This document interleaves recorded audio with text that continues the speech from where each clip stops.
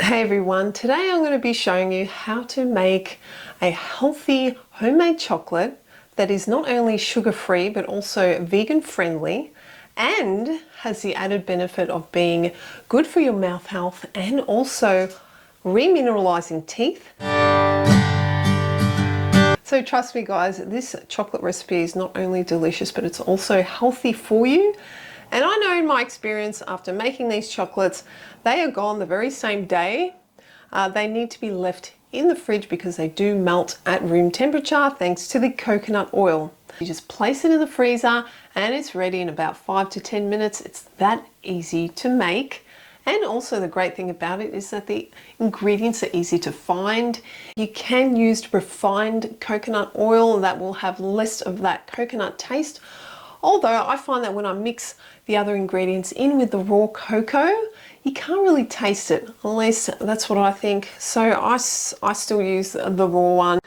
Did you know that while both cacao and cocoa come from the beans of the cacao tree, cacao is minimally processed, typically cold pressed and unroasted, preserving more of its natural antioxidants and theobromine. Cocoa, on the other hand, is made from beans that have been roasted. Roasting cacao reduces flavonoids and weakens theobromine, and while minerals like magnesium and calcium mostly stay intact, the heat can make them harder for the body to absorb. For oral care applications, raw cacao is preferred for its higher theobromine content, which has been shown in some studies to support enamel remineralization. A 2013 University of Texas study found that theobromine outperformed fluoride in increasing enamel surface hardness and matched fluoride in overall mineral gain, suggesting it may be both a potent and natural alternative for remineralization. So that's why this chocolate recipe not only is great for diabetics, but it's also great for your teeth. Also, the lauric acid in the coconut oil is said to be very good for your teeth. It has an antibacterial and anti-inflammatory compound that is also good for your oral health. It also fights off the bad bacteria in your mouth and is said to rebalance your mouth health for a healthy mouth biome. In this recipe, I use erythritol and stevia powder, but you can also use other sweeteners like monk fruit or allulose or even xylitol. The reason why I've chosen erythritol and stevia is because they are well tolerated. You don't get stomach upsets like you would with xylitol, but you're still free to use xylitol if you wish. Sugar alcohols like xylitol and erythritol help to protect oral health.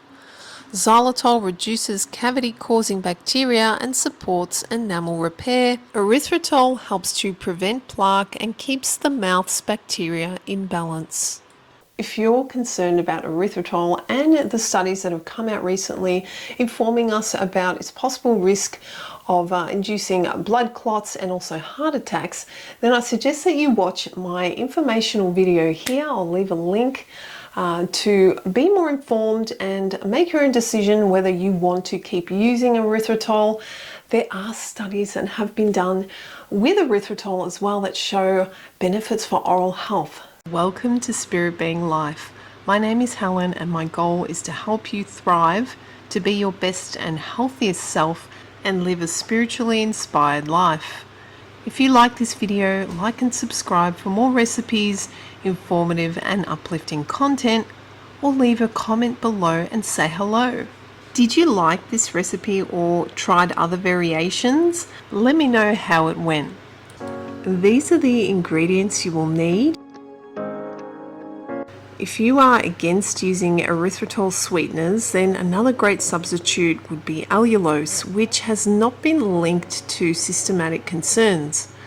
Also monk fruit powder without any blends or fillers, they are both non-cariogenic. If you can't easily get a raw cacao, you can use any store-bought cocoa. It'll work just the same. You can add nuts, you can add seeds, you can also add extracts in there like peppermint extract or orange extract, and some basic tools and utensils.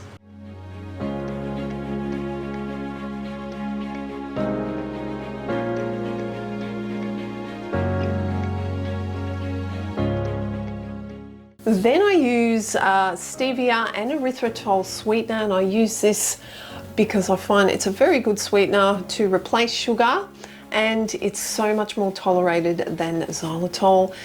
To achieve the finest chocolate texture, powder your sweetener for 30 to 60 seconds.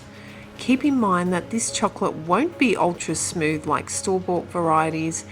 It does retain a slight grittiness. If you don't like your chocolate very sweet, you can reduce the amount of sugar that goes into it. So for a good dark chocolate taste, I would recommend about 1 tablespoon for this recipe. Also, what I would suggest is to sift your cocoa and your sugar, and also place these powders in a low oven for about 5 minutes just to warm it up. The reason why we do that is to keep the chocolate looking completely dark, because if you don't, I have found that you will see that mottled sugar look. It won't really affect the taste, but it won't look as good. Now whisk your cocoa and sugar together.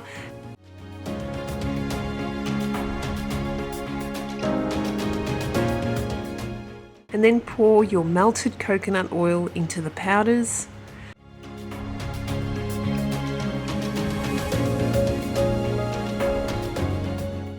Mix thoroughly with your whisk.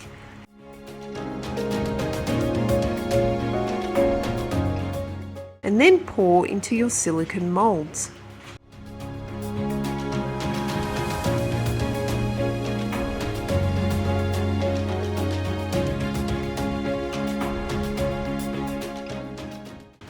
Place in your freezer for 10 minutes. Now pop your chocolate out of your mold.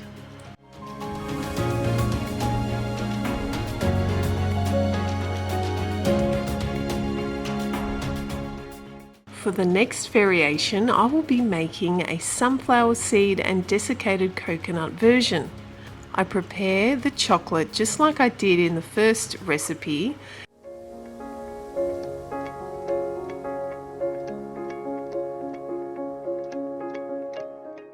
And then I add some of the mixture to my mold.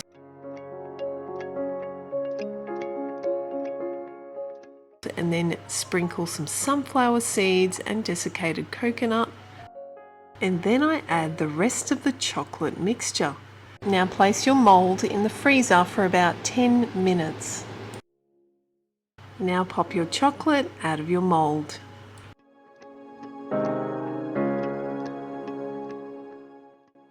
The next variation is dark orange chocolate. I prepare the chocolate mixture as I did in the first recipe, although the differences are that I reduce the amount of sugar to 1 tablespoon to give it more of a dark chocolate taste. You could swap the orange essence for peppermint. They both work really well in this recipe.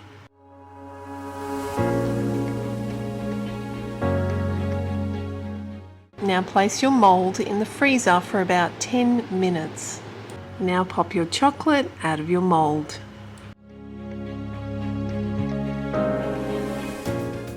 That's it. Enjoy your homemade chocolates.